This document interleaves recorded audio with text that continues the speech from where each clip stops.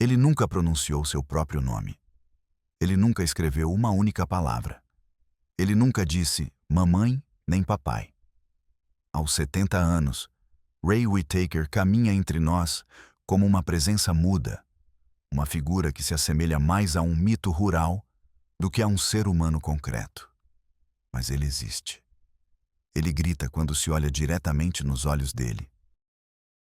Ele rosna se alguém lhe barra a passagem. E quando ele sorri, ele o faz como se não tivesse aprendido o gesto. Como se o imitasse de um canto profundo de sua mente, onde a palavra nunca germinou. Ray não fala, mas não é silencioso.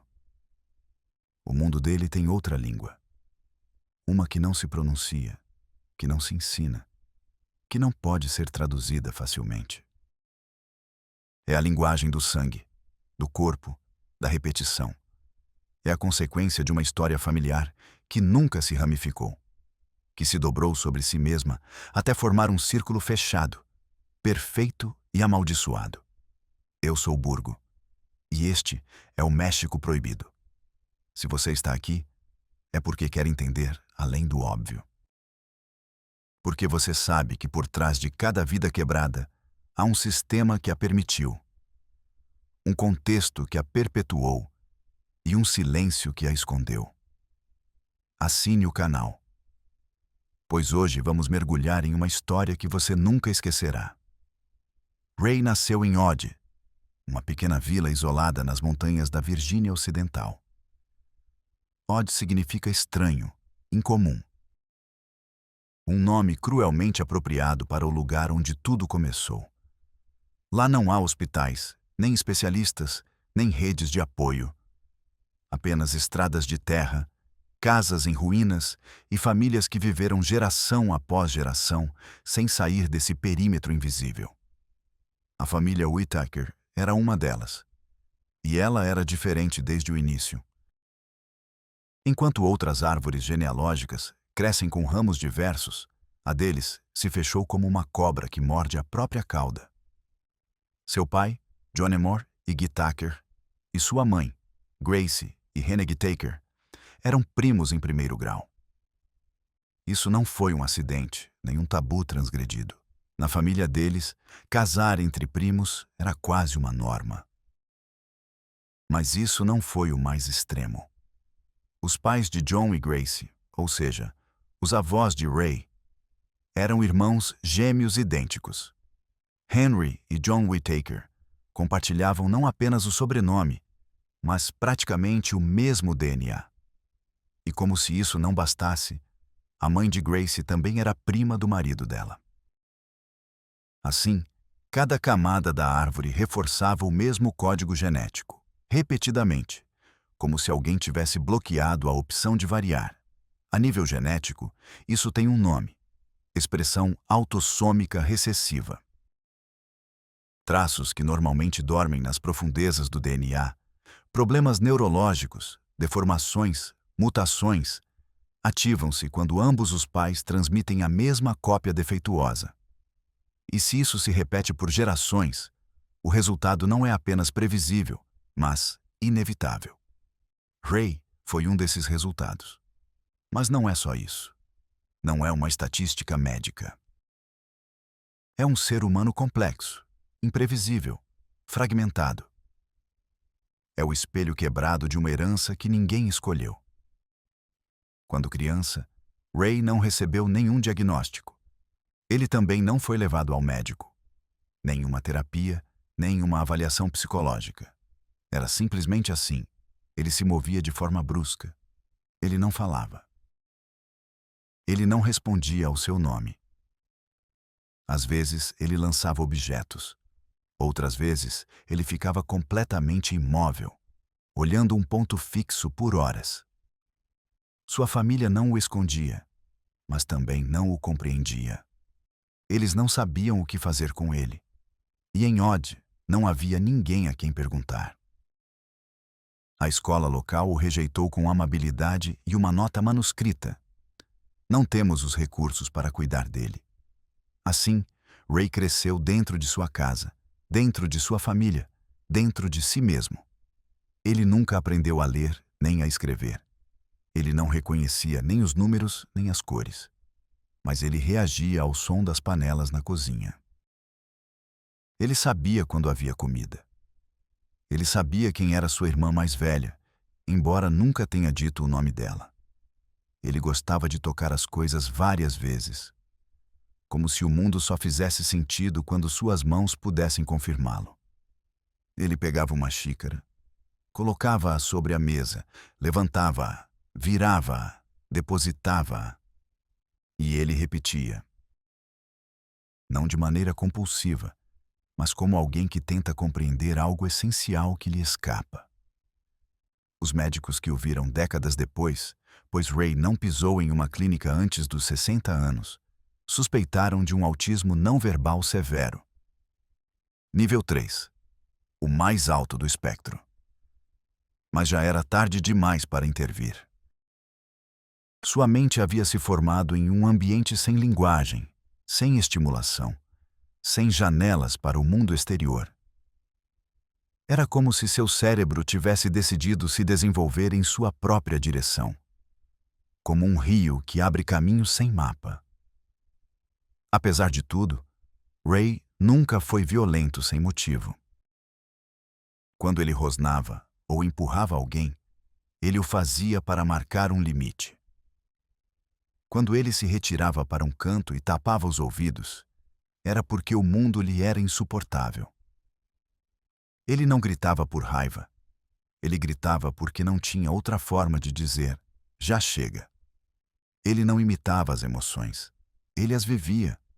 Se ele ria, ele o fazia de verdade. Se ele tinha medo, ele se encolhia de tal forma que parecia querer desaparecer. Ninguém o ensinou a fazer isso. Ele aprendeu sozinho por instinto. Por décadas, seu corpo permaneceu funcional, embora limitado. Ele andava a passos curtos. Às vezes, ele manquejava. Sua postura era ligeiramente curvada. Ele comia com as mãos. Ele urinava onde estava se sentisse a urgência.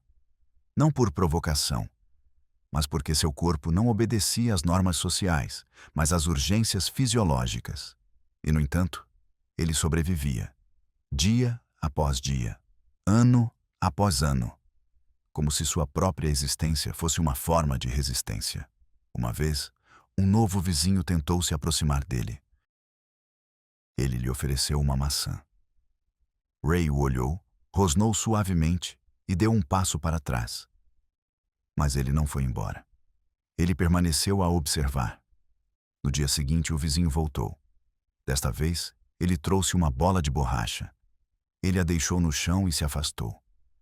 Ray se aproximou lentamente, empurrou-a com o pé, olhou-a girar e ele sorriu.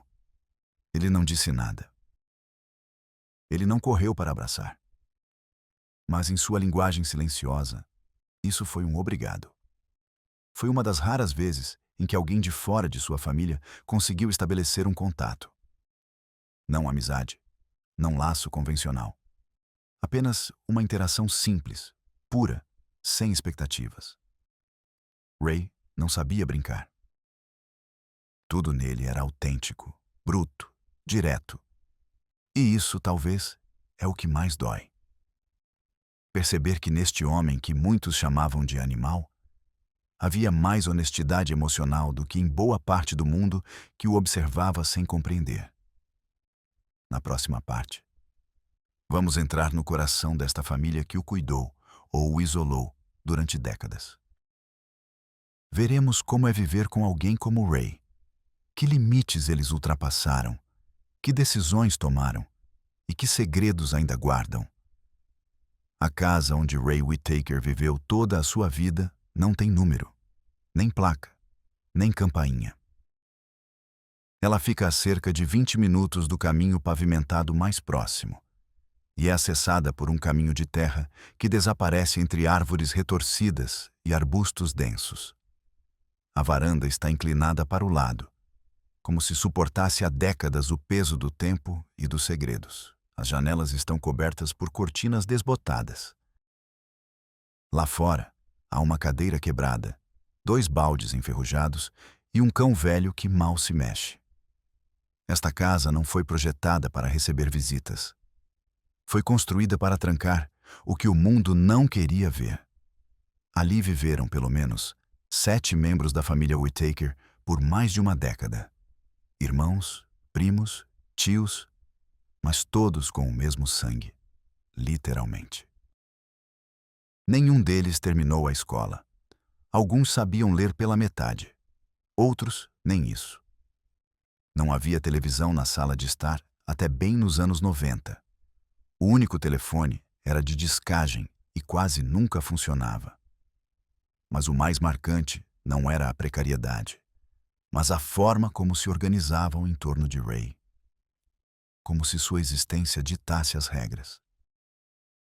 Como se cada um tivesse um papel específico. Acalmá-lo, alimentá-lo, vesti-lo, mantê-lo longe do perigo. Sua irmã mais velha, Mary Lou, foi por uma década sua principal cuidadora. Ela dormia numa cama de solteiro ao lado da dele. Ela lhe cortava as unhas, limpava os dentes como podia, preparava suas refeições preferidas, quase sempre mingau, purê ou pão velho ensopado em leite, porque Ray não mastigava bem. Quando ele se agitava, ela falava com ele com uma voz suave, mesmo que ele não respondesse. Quando ele urinava nas suas roupas, ela o banhava sem dizer uma palavra. Era como cuidar de uma criança enorme, imprevisível e muitas vezes incontrolável. Mas ela nunca se queixava, ou pelo menos, não na frente dele. Um dia, um assistente social do condado tentou visitar a casa. Ele havia recebido uma denúncia anônima sobre uma possível negligência. Quando ele chegou, Ray estava na varanda, sentado agachado, mastigando um pedaço de madeira. Ele não se mexeu, ele não reagiu. Mas quando o homem deu um passo em sua direção, Ray rosnou, um rosnado profundo, gutural, que fez o visitante parar abruptamente. De dentro, Mary Lou saiu com os cabelos presos e as mãos cobertas de farinha. Ela lhe disse que não precisava de nada, que eles estavam bem, que Ray não incomodava ninguém. O assistente social anotou algumas coisas, partiu e nunca mais voltou. Este encontro resumia perfeitamente o paradoxo da família Whittaker. Eles viviam à margem do sistema, mas não queriam fazer parte dele. Não procuravam ajuda, mas também não aceitavam interferências. Ray não era uma vítima para eles. Ele fazia parte da casa, como as tábuas do chão ou o cheiro persistente de umidade. Eles não o viam como alguém doente, mas como Ray, simplesmente. Quando ele tinha crises de raiva, eles o rodeavam sem o tocar. Quando ele chorava sem razão aparente, eles sentavam-se perto e esperavam. Tinham aprendido que com ele nem as punições nem as recompensas funcionavam. O seu mundo tinha outro ritmo, outra lógica. Uma vez, quando Ray tinha cerca de 40 anos, ele escapou. Era ao amanhecer. A porta traseira estava entreaberta. Mary Lou tinha adormecido. Ao acordar, ela notou que ele não estava na sua cama e gritou o nome dele, embora soubesse que ele não responderia. Todos saíram para o procurar, com lanternas, com medo, com culpa. Encontraram-no 6 horas depois, sentado num riacho, completamente nu, segurando um sapo nas mãos. Ele não estava perdido. Ele não chorava. Ele apenas olhava para a água como se estivesse a ouvir algo que mais ninguém podia ouvir. Ele não disse nada quando o cobriram com um cobertor. Mas ao voltar para casa, ele deixou-se banhar sem resistência. Como se entendesse que esta liberdade momentânea tinha um preço. Voltar ao confinamento. Este episódio marcou um antes e um depois. Desde então, eles reforçaram as portas. Colocaram uma corrente na dele. Não por punição, diziam eles, mas por proteção. Porque lá fora, ninguém o compreenderia. porque alguém poderia fazer-lhe mal. Mas no fundo, eles sabiam que também temiam o contrário, que ele causasse danos sem querer e que isso atraísse as autoridades. Ninguém o dizia em voz alta, mas todos o sabiam.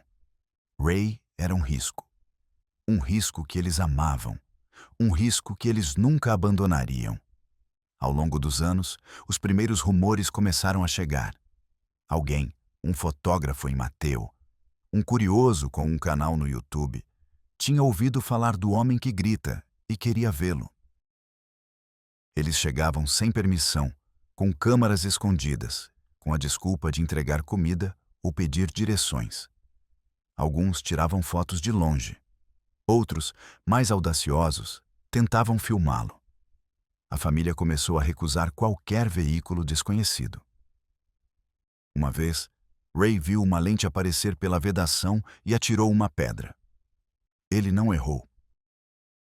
Foi então que um parente distante, um dos poucos que tinha saído de lá, decidiu intervir.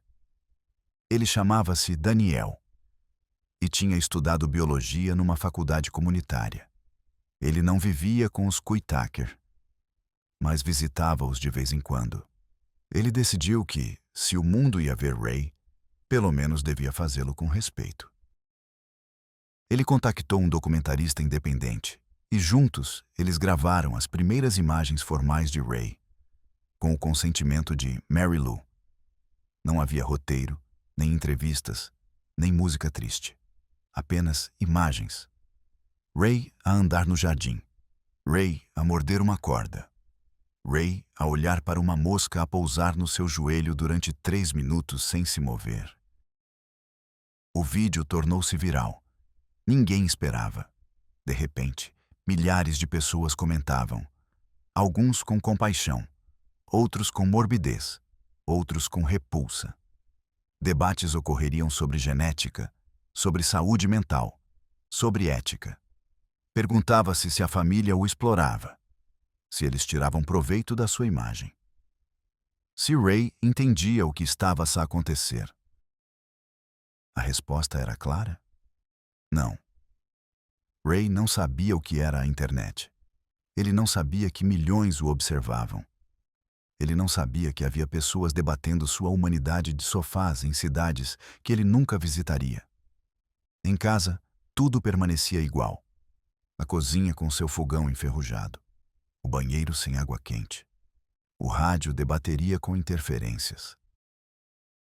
Mas agora havia pacotes que chegavam com doações, roupas, comida, remédios. Uma vez até mesmo, uma cadeira de rodas que ninguém tinha pedido. A família agradecia, mas também se sentia invadida. Ray não mostrava interesse por nada disso, nem mesmo pelos brinquedos didáticos que lhe tinham enviado. Ele só prestou atenção a um cobertor com desenhos de árvores. Ele o arrastou por dias. Depois, ele o deixou em uma cadeira e não o tocou mais. O que ninguém sabia, nem os que doavam, nem os que criticavam, nem mesmo o documentarista, era que ele começava a deteriorar-se fisicamente. Lentamente, mas de forma constante. Ele andava mais devagar. Ele respirava com mais esforço. Às vezes, ele caía sem razão. E o mais preocupante, havia dias em que ele não emitia nenhum som, nem resmungo, nem gemido. Nada. Como se seu corpo começasse a se apagar por dentro. Na próxima parte, vamos descobrir o verdadeiro estado de saúde de Ray. O que os médicos encontraram quando, pela primeira vez em sua vida, ele foi examinado em profundidade. E como ele reagiu, assim como sua família, ao serem confrontados com uma verdade que todos tinham evitado por anos. Você quer saber o que realmente acontece com Ray Huitaker? O dia em que Ray foi levado ao hospital pela primeira vez foi também o dia mais silencioso de que sua família se lembrava. Ninguém disse, mas todos sabiam que algo não estava certo. Ray não andava mais como antes. Ele arrastava o pé direito como se carregasse um peso invisível. Sua respiração havia se tornado barulhenta. Ele dormia mais do que o habitual. E quando estava acordado, ele permanecia imóvel por horas, o olhar perdido no teto. Ele não resmungava. Ele não gesticulava. Ele não se defendia. Era como se ele estivesse partindo sem fazer barulho. Foi Mary Luke quem tomou a decisão. Depois de semanas vendo seu irmão enfraquecer sem explicação, ela ligou para Daniel, o primo distante que, anos antes, havia tentado expor a história com respeito. Ela pediu-lhe ajuda, não para filmar, não para contar qualquer coisa, apenas para levar Ray ao hospital mais próximo. A viagem foi longa, 2 horas de van. Ray não se opôs. Ele não reagiu. Ele se deixou colocar o cinto de segurança sem emitir um som. Ele usava uma camiseta cinza que tinha sido branca outrora e uma calça de algodão com manchas de terra. Suas mãos, como sempre, estavam cerradas em punhos. Ao chegar à emergência, os olhares começaram. Enfermeiras, pacientes, pessoal de limpeza. Todos paravam para ver o homem de olhos arregalados que não dizia uma palavra. Daniel tentou explicar. Ele tem 70 anos. Ele nunca recebeu cuidados médicos. Ele precisa de um exame completo. O pessoal médico se mostrou cético. Nunca, nem uma única vez. Daniel assentiu com a cabeça. Nunca. A primeira coisa foi uma avaliação física. O médico, um homem de cerca de 40 anos, com uma expressão contida, ajoelhou-se diante de Ray e pediu-lhe permissão para tocar sua perna. Ray olhou para ele sem piscar. Ele não se moveu. O médico começou a apalpar com precaução o joelho direito. Assim que ele pressionou um ponto específico, Ray soltou um gemido profundo, quase um rugido contido. Era dor. Uma dor que tinha sido ignorada durante anos. As radiografias revelaram uma artrose severa, com a cartilagem praticamente inexistente e fragmentos ósseos soltos que se esfregavam uns contra os outros. O médico disse-o com palavras técnicas, mas a conclusão era clara. Ray tinha caminhado durante anos com uma articulação que, em qualquer outro paciente, teria necessitado de uma intervenção cirúrgica há décadas. Ele devia estar com dor constante, murmurou o doutor, mais para si mesmo do que para os outros. Mas não era apenas o joelho. O relatório médico incluía uma longa lista de descobertas. Desnutrição crônica, atrofia muscular parcial, desgaste vertebral, unhas encravadas, problemas renais ligeiros e uma infecção dentária não tratada que provavelmente lhe causava dor ao mastigar. Quando perguntaram a Mary Lúcia se ela alguma vez o tinha levado a um dentista, ela baixou o olhar. Ele não gostava de sair, disse ela. Mas todos sabiam que não era apenas isso. Era também a vergonha, o medo, a sensação constante de que Ray não seria compreendido, nem tratado com dignidade. Durante a avaliação neurológica, a psiquiatra do hospital tentou comunicar com ele. Ela mostrou-lhe cartas com cores, objetos, rostos. Ray não reagiu. Em seguida, ela ofereceu-lhe uma pequena bola de borracha vermelha. Ele pegou nela, apertou-a várias vezes, largou-a, apanhou-a novamente. Ele fê-la girar entre os dedos durante quase 1 minuto e depois atirou-a ao chão sem força. A psiquiatra anotou algo no seu caderno. Ela não o disse em voz alta, mas ficou claro que ela suspeitava de um transtorno do espectro autista no seu nível mais severo. Quando ela mencionou autismo não verbal nível 3, Mary Lou perguntou o que isso significava. A psiquiatra olhou para ela com precaução. Isso significa que o seu irmão tem uma forma de autismo que afeta todas as áreas da sua vida. Ele não consegue falar, não consegue compreender estruturas complexas e precisa de assistência constante. Mary Lou acenou lentamente com a cabeça. Ela não chorou. Ela não discutiu. Ela disse apenas: "Isso, nós já sabíamos." O hospital queria manter Ray internado para observação. Eles sugeriam estudos mais aprofundados, uma tomografia, análises genéticas, mesmo uma avaliação psiquiátrica mais prolongada. Mas Mary Lou recusou. Não com agressividade, mas com uma tristeza firme. Ray não vai entender. Ele não está habituado a estar sozinho. Ele não vai suportar estar aqui. A equipa médica insistiu. Eles disseram-lhe que isso poderia ajudar, que talvez existissem tratamentos para aliviar a sua dor, melhorar a sua qualidade de vida.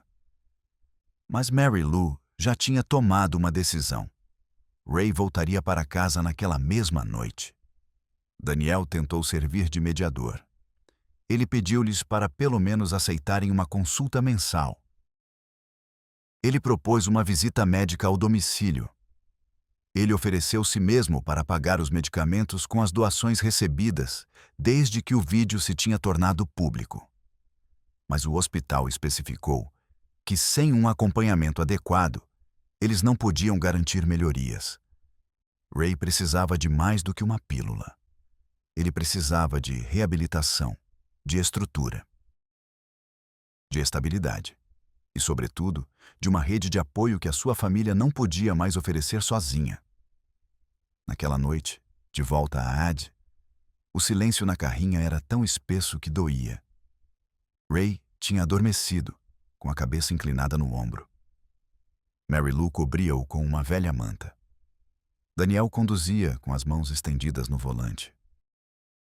Ele sabia que tinha feito o que era preciso ao levá-lo ao hospital. Mas ele sabia também que nada tinha mudado. Ray continuaria a ser Ray, na sua casa, no seu mundo. Os dias seguintes foram complicados. Ray parecia mais agitado, talvez por causa da viagem, talvez por causa da dor, talvez por causa de algo que ninguém podia ver. Ele começou a recusar comer. Ele cuspia a comida. Ele empurrava os pratos. Uma vez, ele atirou uma panela para o chão e ficou a olhar o seu conteúdo a espalhar-se. Mary Lou tentou acalmá-lo, mas os métodos habituais já não funcionavam. Daniel voltou a visitar a casa, desta vez com um fisioterapeuta voluntário. Ray não permitiu que o tocassem. Ele bateu na parede com a palma da mão, e um som que ninguém lhe tinha ouvido antes. Uma lamentação profunda, prolongada, como se o seu corpo tentasse dizer algo que não sabia como expressar. O fisioterapeuta foi-se embora após 20 minutos. "Não posso trabalhar assim", disse ele. "Não sem uma equipa. Não sem um ambiente adequado." Mary Lou fechou a porta. Com cuidado, sem rancor. Como alguém que sabe que a ajuda externa chega sempre tarde demais ou chega mal. Naquela noite, Ray fechou-se no seu quarto e recusou-se a sair. Ele batia nas paredes com as suas falanges. Ele murmurava sons baixos e reconhecíveis. Ele arrancou a sua camisa. Quando Mary Lou tentou entrar, ele olhou para ela com os olhos bem abertos, como se não a reconhecesse. Mas ele não lhe fez mal. Ele apenas se deixou cair no colchão, de lado, como se o seu corpo admitisse finalmente que não aguentava mais. Na próxima parte, vamos descobrir o que acontece nos meses seguintes. Como a deterioração de Ray afeta toda a família. Que decisões extremas eles começam a considerar. E que gesto inesperado mudará o curso de tudo. Estás pronto para ver até onde o amor pode ir quando a linguagem já não existe? As semanas que se seguiram foram uma descida lenta, quase imperceptível no início, mas depois imparável. Ray já não saía para a varanda. Ele já não tocava nos seus objetos preferidos. Ele não arrastava a sua manta de árvores pela casa, nem tentava seguir Mary Lou até a cozinha como costumava fazer. Ele ficava no seu quarto, deitado de lado, com os olhos abertos. Ele não dormia totalmente, mas também não parecia completamente acordado. Ele permanecia imóvel, mesmo quando os cães latiam lá fora ou quando a chuva batia forte no telhado de zinco. O seu silêncio, que antes era a sua forma natural de existir, tornava-se agora mais espesso, mais ausente. Já não era o silêncio de quem não fala, era o de quem já não está lá. Mary Lou começou a desmoronar-se interiormente. Quando os outros dormiam, ela ficava na cozinha, com as mãos pousadas na mesa, sem se mexer. Ela não chorava com força, mas isso se via nas suas costas curvadas, nos seus ombros que já não carregavam apenas o corpo de um irmão, mas o peso de uma história que ela não sabia como terminar. Em várias ocasiões, ela tentou recontactar o hospital. Mas ao discar, ela desligava antes que eles atendessem. Ela não sabia o que perguntar.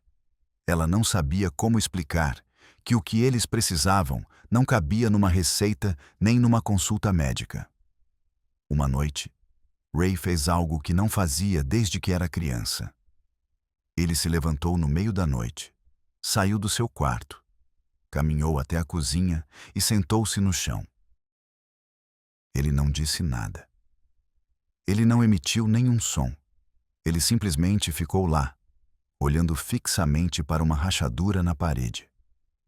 Quando Mary Lou o encontrou, ela se ajoelhou ao seu lado, falou-lhe suavemente, ofereceu-lhe um pouco de leite morno. Ele não reagiu. Então ela, sem pensar muito, sentou-se ao lado dele, apoiou as suas costas contra a mesma parede e permaneceu ali em silêncio. Assim permaneceram até o amanhecer. Na manhã seguinte, Ray vomitou. Um líquido espesso, amarelado, com cheiro azedo. Foi o primeiro sinal físico claro de que algo dentro dele estava falhando. Daniel foi chamado com urgência. Ele chegou em menos de 1 hora. Desta vez, ele não perguntou se podiam levá-lo ao hospital. Ele simplesmente o carregou nos braços. Ele estava mais leve do que ele se lembrava e o fez subir na caminhonete. Mary Lou o seguiu sem protestar. Não havia mais margem para decisões morais. Ray estava doente. E desta vez, o corpo não resistia mais sozinho. O hospital rural o recebeu com outra atitude. Havia médicos que já conheciam o caso, enfermeiras que tinham lido sobre ele. Desta vez, não houve olhares de julgamento. Apenas pressa. Tiraram amostras de sangue dele. Conectaram-no a uma via intravenosa. Eles descobriram uma infecção avançada no trato digestivo. Possivelmente uma bactéria que havia permanecido latente por anos e que agora se havia espalhado. O médico falou com Daniel em voz baixa, como se não quisesse que Mary o ouvisse. Se não o tivessem trazido hoje, ele não teria passado esta semana. Ray foi internado pela primeira vez na sua vida. Uma cama branca, um quarto com cheiro de desinfetante, um monitor que apitava a cada batimento. Ele não tentou remover os cabos. Ele não gritou. Ele não resistiu. Ele parecia resignado, como se soubesse que seu corpo precisava parar. Durante os primeiros dias, ele mal comia. Ele não reagia aos estímulos, mas na tarde do 4º dia, uma enfermeira colocou-lhe um cobertor com desenhos. Não de árvores, mas de peixes coloridos. E dela, ele tirou a mão. Ele a tocou. Ele a amassou entre os dedos. Depois, pela primeira vez em semanas, ele deixou escapar um som. Um murmúrio grave, profundo, como um eco de si mesmo. Esse pequeno gesto foi interpretado pela equipe médica como um sinal de consciência. Eles decidiram começar com uma fisioterapia suave. Eles tentaram que quisesse mover os braços, que se sentasse, que reconhecesse objetos. Em alguns exercícios, ele respondia. Em outros, ele simplesmente fechava os olhos. Não havia um padrão claro. Mas todos concordavam em uma coisa: ele estava lá. Não como antes, não com a mesma energia, mas a sua presença não tinha partido de todo. Entretanto, Daniel tratava de tudo o que era legal.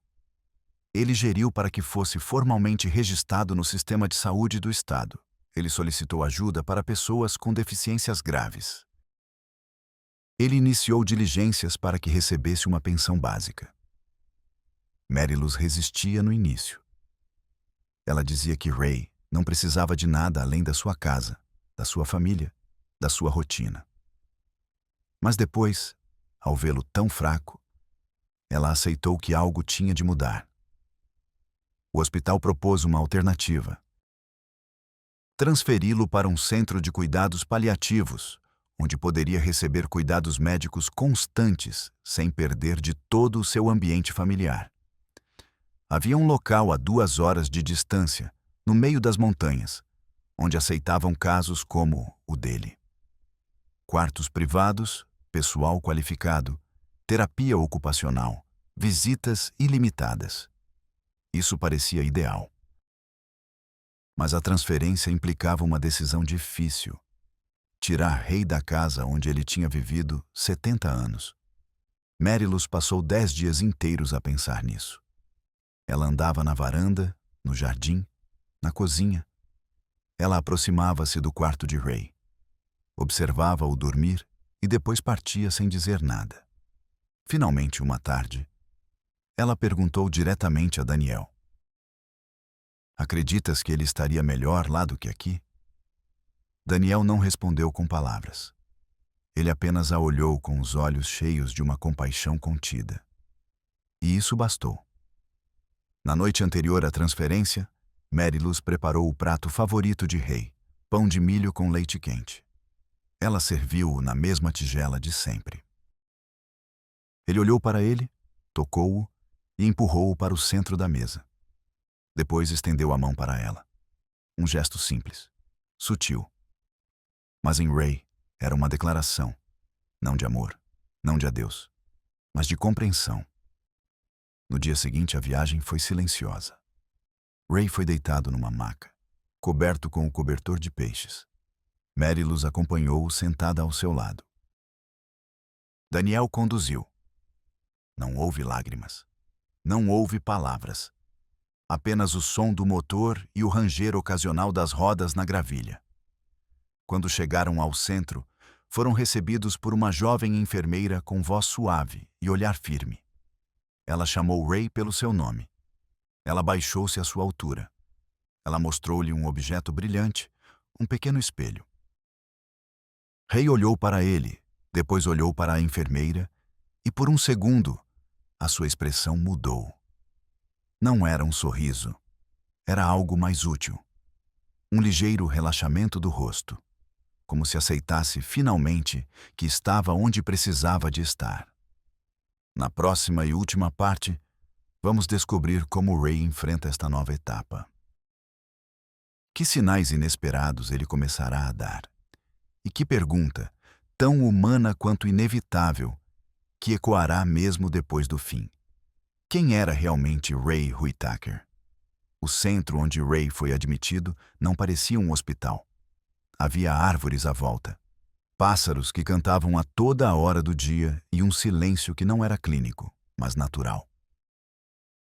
Os quartos eram simples, com grandes janelas que deixavam entrar a luz da manhã. As camas estavam viradas para os campos abertos, não para corredores estéreis. Ray foi colocado num dos quartos mais calmos, de frente para um carvalho solitário. Ali, sob o teto de um lugar que ele não conhecia, começou a última etapa da sua vida. Os primeiros dias foram de observação. O pessoal do centro revezava-se para tentar compreender a sua linguagem. Quando ele rosnava, quando se encolhia, quando o seu olhar se demorava em algo por demasiado tempo. Eles tratavam-no como uma criança que chega de outro país sem conhecer a língua. Eles não esperavam que ele falasse. Eles esperavam compreendê-lo através dos seus gestos, do seu ritmo, da sua respiração. Um dos momentos mais significativos ocorreu uma semana após a sua chegada. Uma terapeuta ocupacional, chamada Clara, trouxe uma caixa contendo objetos de diferentes texturas: tecidos, madeira, esponjas, pedras lisas. Ela colocou-a em frente a Ray sem o apressar. Ele observou a caixa por um longo momento. Depois, como se soubesse exatamente o que queria, pegou num pedaço de corda entrançada e começou a enrolá-la na sua mão. Uma vez, 2 vezes, 3 vezes, ele aproximou-a do seu rosto. Ele sentiu-a e depois, sem olhar para ninguém, começou a esfregá-la contra a sua bochecha. Não era um gesto mecânico. Era delicado, intencional. Clara permaneceu a observar sem intervir. Ela anotou no seu caderno. Procura o contato através do objeto. Reconhece uma textura familiar. Gesto autocalmante. Para um observador externo, isso poderia ter parecido um simples movimento repetitivo. Mas para aqueles que tinham olhado com outros olhos, era uma forma de dizer: isto dá-me paz. Pouco a pouco, Ray começou a estabelecer rotinas. Ele acordava à mesma hora. Ele sentava-se perto da janela todas as manhãs. Ele tocava na madeira da moldura com as suas falanges. Depois, arrastava o seu cobertor até ao canto e deitava-se lá. Ele não comia se mudasse a ordem dos alimentos. Ele não aceitava ser vestido se não fosse Mary Luke que estivesse presente. O seu mundo permanecia estreito, mas agora tinha novos contornos. Mary Luke ia de 2 em 2 dias visitá-lo. No início, ela fazia-o com medo. Ela temia que Ray não a reconhecesse, mas ele reagia sempre quando ela chegava. Ele virava a cabeça, emitia um som grave, um grunhido mal audível, e olhava-a com fixidez. Ele não a abraçava. Ele não sorria. Mas ele pegava na sua mão com firmeza. Era a sua forma de dizer: estou aqui. Daniel visitava também, embora menos frequentemente. Ele preferia observar à distância, coordenar com o pessoal, certificar-se de que nada faltava. Às vezes, ele sentia-se deslocado, como se a história de Ray, mesmo que o magoasse, não lhe pertencesse inteiramente. E talvez tivesse razão. Porque Ray, no seu silêncio, tinha criado o seu próprio universo, fechado aos ruídos do mundo exterior, mas cheio de sinais úteis que apenas alguns podiam ler. Um dia, um voluntário trouxe uma rádio antiga e sintonizou-a numa estação local de música bluegrass. Quando os primeiros acordes ressoaram, Ray virou a cabeça. Ele fechou os olhos. E pela primeira vez, ele moveu o pé ao ritmo da melodia. Não era uma dança. Era um reconhecimento. Como se nessas notas houvesse algo que a sua memória compreendia, mesmo que ele não soubesse o que era. A enfermeira anotou o pormenor. Desde então, todas as tardes, à mesma hora, eles punham a rádio no seu quarto. A melhoria não foi milagrosa. Não houve recuperação completa. Ray não começou a falar, ele não andou com firmeza. Ele não aprendeu a escrever o seu nome. Mas também não era isso o que era esperado. O que surpreendia a equipa era outra coisa: a sua capacidade de adaptação. A sua maneira de encontrar pequenos espaços de calma num mundo que nunca tinha sido feito para ele. A sua forma de responder, mesmo com um gesto mínimo, àqueles que lhe ofereciam respeito. Com o passar dos meses, algo também mudou no olhar dos outros. Muitos dos trabalhadores que no início o viam como um caso clínico começaram a falar dele como uma presença. Ray não precisa de falar para que o escutemos, disse uma terapeuta durante uma reunião da equipa. Ray tem a sua linguagem, nós só temos de a aprender. No outono, quando as árvores do exterior começaram a tingir-se de amarelo e vermelho, Ray passou mais tempo perto da janela. Ele observava as folhas caírem. Por vezes ele estendia a mão como se quisesse apanhá-las. Outras vezes ele ficava imóvel durante horas, com os olhos fixos num ramo em particular. Ninguém sabia o que ele via, mas era evidente que isso o acalmava. Mary Lou, por sua vez, começou a escrever um diário. Não para ela, mas para ele. Todos os dias, ela anotava o que ele tinha feito, o que ele tinha comido, como ela o tinha visto. Ela deixava-o na mesa do seu quarto, perto de uma flor silvestre ou de uma pedra do jardim. Não sei se ele pode ler isto, dizia ela, mas quero que ele saiba que todos os dias eu o sinto, eu penso nele, eu o acompanho. E então, um dia de inverno, algo inesperado aconteceu. Ray adormeceu depois do almoço, como sempre na sua manta, com a cabeça para o lado esquerdo. Mas dessa vez, ele não se moveu durante toda a tarde. A enfermeira tentou acordá-lo com a sua habilidade. Ele não respondeu. Eles chamaram o médico. Eles verificaram os seus sinais vitais. Tudo parecia normal, mas algo no seu corpo tinha se apagado. Não foi um colapso físico. Foi algo mais útil. Como se depois de tantos anos de luta silenciosa, Ray tivesse decidido descansar profundamente. Eles o mantiveram em observação durante a noite. Mary Lou foi chamada imediatamente. Ela chegou antes da alvorada. Ela entrou no quarto. Ela sentou-se perto da sua cama. Ela pegou na sua mão. E ela esperou. Ray não abriu os olhos. Mas quando ela lhe acariciou a testa, a sua respiração acelerou ligeiramente. Foi a sua forma de dizer, eu te escuto. Foi o último sinal. Ray Whittaker faleceu ao amanhecer, com as mãos entrelaçadas com as da sua irmã. Sem dor, sem barulho. Sem uma última palavra. Porque ele nunca a tinha tido. Mas com uma presença tão forte, tão evidente, que todos aqueles que o rodeavam sabiam que algo de sagrado tinha partido com ele. A notícia não foi publicada em nenhum meio de comunicação. Não houve manchetes. Não houve homenagens massivas. Mas nesta pequena comunidade da Virgínia Ocidental e nos corações daqueles que aprenderam a escutar a linguagem de Ray, permaneceu uma lição que não se apaga. Porque Ray não foi apenas o resultado de uma história familiar complexa. Ele foi um testemunho vivo do que significa existir quando o mundo não te compreende, mas tu insistes em estar lá. Foi a prova de que o amor pode construir sem palavras, que a dignidade não depende da linguagem, e que cada vida, mesmo a mais invisível, tem um valor incalculável. Se esta história te tocou, te emocionou, ou te fez simplesmente pensar no sentido do silêncio, inscreva-se no canal.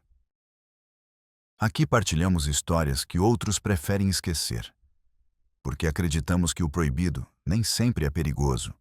Por vezes, é simplesmente humano. E se quiseres honrar a memória de Ray, comenta abaixo com uma só palavra: presente. Obrigado por teres ficado até ao fim. Vemo-nos na próxima história.